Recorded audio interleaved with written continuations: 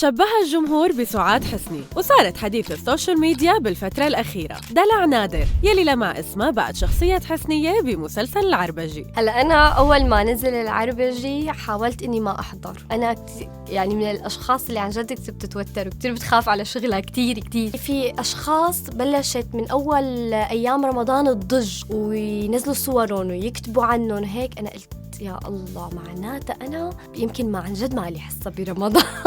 هاي بأول يومين. بعدين بلش بصراحة السوشيال ميديا عندي صار عم يغلي. أنا ما عاد لحقت هون بصراحة، ريحت شوي.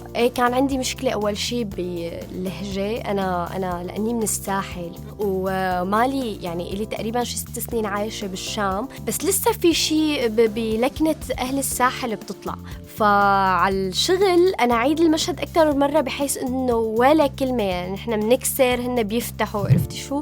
وجودها جنب الفنان باسم ياخر كان إنجاز كبير بالنسبة إلها. أبي أنا ربيانة عليه على الشاشة، يعني عم بتفرج عليه كل الوقت، وهو كان من الأشخاص اللي أنا عن جد حلمي إني أتقابل معه. صدفة إنه أنا بنته بالمسلسل، فهذا الشيء بالنسبة لي يعني ما بتخيلي قد ايه مهم. كنت كتير متوترة، كنت كتير خايفة. الأستاذ باسم عطاني ثقة كتير كبيرة وطاقة كتير حلوة بالشغل، وكان عن جد عم يعاملني كشريكته، ما عم يعاملني كخريجة جديدة هلأ عم تتعلم توقف قدام الكاميرا.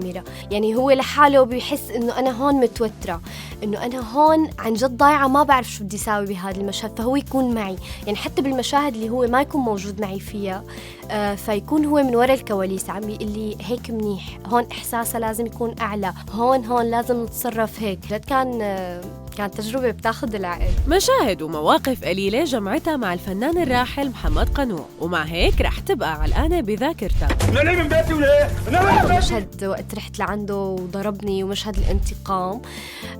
فعملنا عليهم بروفات. بتذكر الله يرحمه جا مزح معي مزحة وترني. أنا حتى هي المزحات أنا هلأ كحدا جديد بخاف.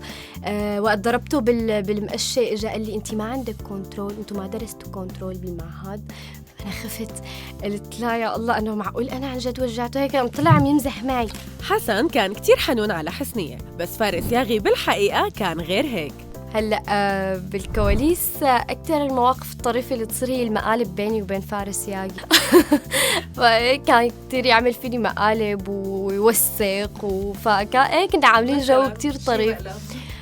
هو ما بيقدر ما ينقذني بأي مشهد، فهو يكون مجهز الكاميرا وفايت لعندي. مجهز الكاميرا وفايت لعندي يرعبني ويحمل حاله يطلع.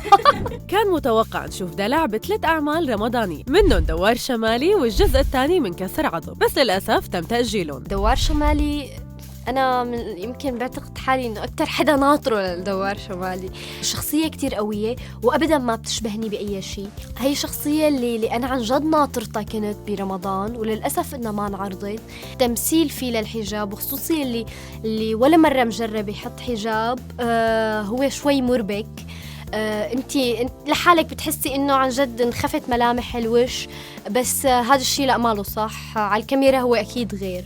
بعتقد كانت تجربة عظيمة. خبرتنا دلع إنها قدمت 5 مرات على المعهد العالي للفنون المسرحية لحتى انقبلت، ورأيها بالمعاهد وورشات التمثيل كان أنا لو مالي مقبولة بالسنة الخامسة أنا ممكن يكون معهم لهدول الأشخاص. في عن جد أشخاص بتاخد العقل ما انقبلت بالمعهد، عن جد عندهم موهبة كتير حلوة وكتير عظيمة، وفي منهم أنا بعرفهم وكتير رفقاتي ما انقبلوا بالمعهد. فهذا لا يعني إنه الواحد خلاص يتمسك بشغلة وإذا ما مشي حاله فإنه خلاص انهارت أعصابه وانهارت حياته. لا بالعكس، أنا من الأشخاص اللي كتير بتدعمهم إنه عن جد ينموا هاي الموهبة وينموها بطريقة تانية، ما ضروري بالمعهد العالي.